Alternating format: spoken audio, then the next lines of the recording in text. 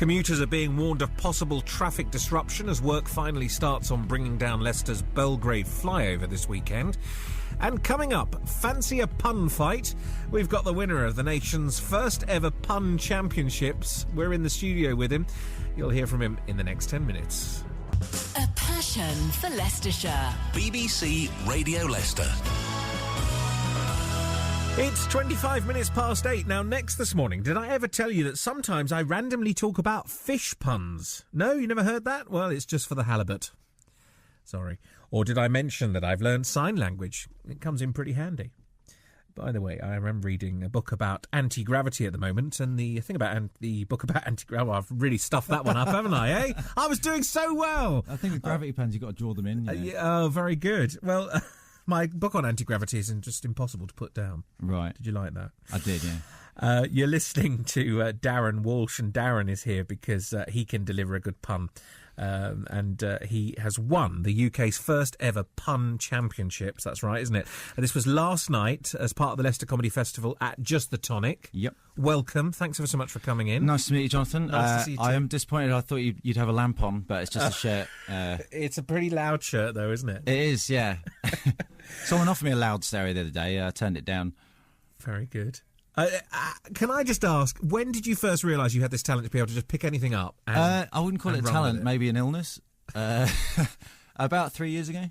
About 3 years ago. Mm. And how did that all happen? Were you in a pub or something and somebody said to you, look... Well, I just started doing stand-up comedy, basically. And then I wrote one pun and now I've got about 2,000.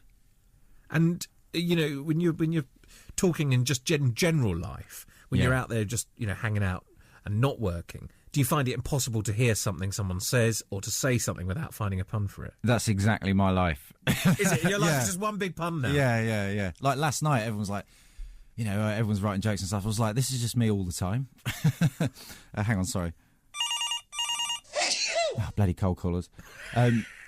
Sorry about that. Do you play that? You do that as part of the act as well? Yeah. Sound effects. You put your sound effects on the tablet device. I do drawing puns, like I hold up cartoon puns and sound effects as well as one-liners.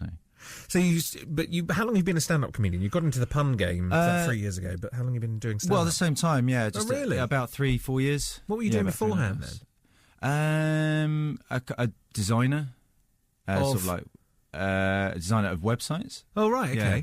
I mean, I still sort of do that now, but, you know, sort of like... Sort of sidearm. Yeah. So tell me about last night.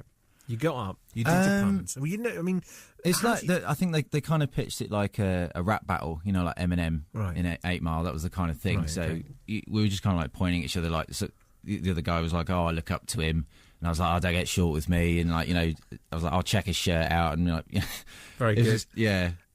And when you're doing this, I mean, you know, you're obviously having to think very, very quickly. But I can imagine also what the most difficult thing would be is, and if you're telling jokes, if you're performing jokes, there's a story that you can follow through in your head as you're telling it, isn't there? But with this, I mean, it's just one after the other. You can't dither around, can you? No, exactly. And you kind of you're putting yourself out there because, like, if the joke's not funny, it just looks bad. Whereas if you're sort of telling an anecdote and it's not getting laughs, you can just kind of carry on and smooth over it, if you know what I mean. But with a pun, you're just kind of like, that wasn't funny. You've got that awkward silence. Yeah. So give me some more of your favourite puns. Some of the ones you came up with last night. Well, I noticed you were talking about the weather just then. Did you know raincoats were made in Iran and Iraq? I'm actually finding them very funny. The difficulty thing is because you know, but you know is when you came in and you came out with a pun as soon as you came into the studio door, and I said the problem is people laugh, and do you know when somebody's got it or when somebody hasn't? Sometimes, because you know what it's like. You know, sometimes you say things to people and they just sort of look at you blankly. And you don't understand what I've just said. Yeah, I get that. I mean, I did Edinburgh last year, and the entire front row were just kind of Spanish tourists. They were very polite, bless them. But it was kind of. Now, Valentine's Day, that must provide you with some material, doesn't it? Yeah, I mean, I went psychic speed dating the other day, but every woman I met was a grumpy clairvoyant. I thought I've got to find a happy medium somewhere. You can actually hear the production team as well laughing the other side of the glass. What would you say has been your golden pun? Is there one that you pull out of the bag every single time? Is one that's sort of like a fail-safe pun or something that you just love to just say every time? Yeah, I suppose. I've got one that goes, you shouldn't mix business with pleasure because you get bepližmeznežné. Sorry, my producer was talking in my ear and completely killed that for me. That's Say that right, again. it wasn't funny. Well, I got another one. I went out drinking last night and I woke up. This is a true story, actually. I woke up with something, at my bottom, and I pulled it out and there's a £1 coin. I thought, God, I must have been trolleyed last night.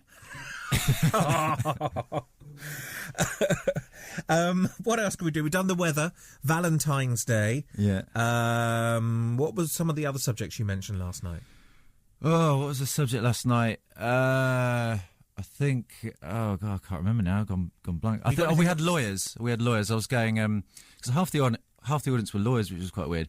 And I did a gig in a church, and the congregation tried to sue me because I was doing all these Jesus jokes.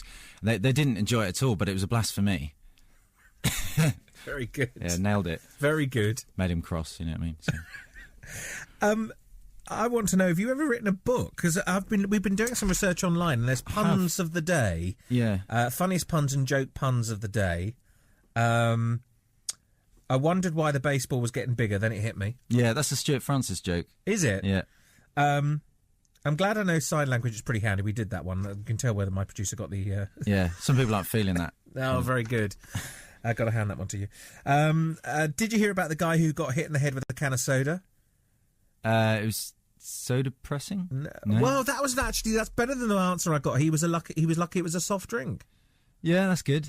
But I think so depressing is actually better. It kind of fizzled out. What's your book called? Can we get it? I'm still making it at the moment. Are you still writing it? Yeah, but it's got 1,000 jokes in it and 300 drawings, right. And it's nearly finished. And it's going to be called I just landed a massive role in Hollywood, and the front cover is a ham salad bap, sort of on a runway with the Hollywood sign. Very good. At the back here. So. Now, inspirations.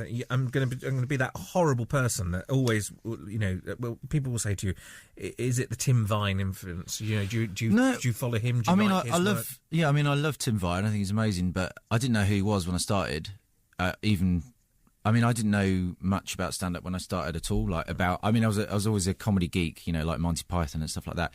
But I didn't know much about actual stand-up. I think the only person I really was familiar with was Billy Connolly. Right. So I wouldn't say anyone, for the pun side of it, I wouldn't say anyone's inspired me. But I mentioned it probably gets boring because people, I can imagine, because we know a lot about different comics and see DVDs and all that kind of stuff. But when it comes to the puns, people just think about Tim and all the rest of it. Yeah, well, Tim Vine is, I think he's monopolised it, really, isn't he? And rightly so. He's brilliant. Now, you have got another gig for people who didn't get to see you last night. You've got a solo show, so that's different, is it? It is, yeah. Different type of work. Well, it's an hour, basically, of this. No, it's not. I do puns, but I do, musical stuff and sort of, surreal nonsense and drawings and stuff like that. And that's on Saturday? Yeah, that's this Saturday, 8:30 at Handsome Hall. It's part of the Heroes of Fringe. And it's called Chicken Meow? It's called Chicken Meow, yeah. It's literally, I just stand there for a whole hour, just, faffing about, and at the end of it, I go to the audience, thanks for Chicken Meow. That's literally the only point of it. Well, it's lovely to see you. Yeah. By the way, you're 6'8", and I said when you came in through the door, it's nice to actually have guests on this breakfast show that are taller than me. Oh, that was big of me. That was controversial. Yeah, no, just joking. It was very... I was going to make a big Emmy joke then, but I was a bit early. No, do you know what? I could have happily goaded you into that, but maybe not. But listen, Chicken Meow, Saturday night, Handsome Hall, on Beaver Street. Darren, thanks very much for coming in. Really nice to meet you. Lovely to meet you. And let us know when the book's out as well.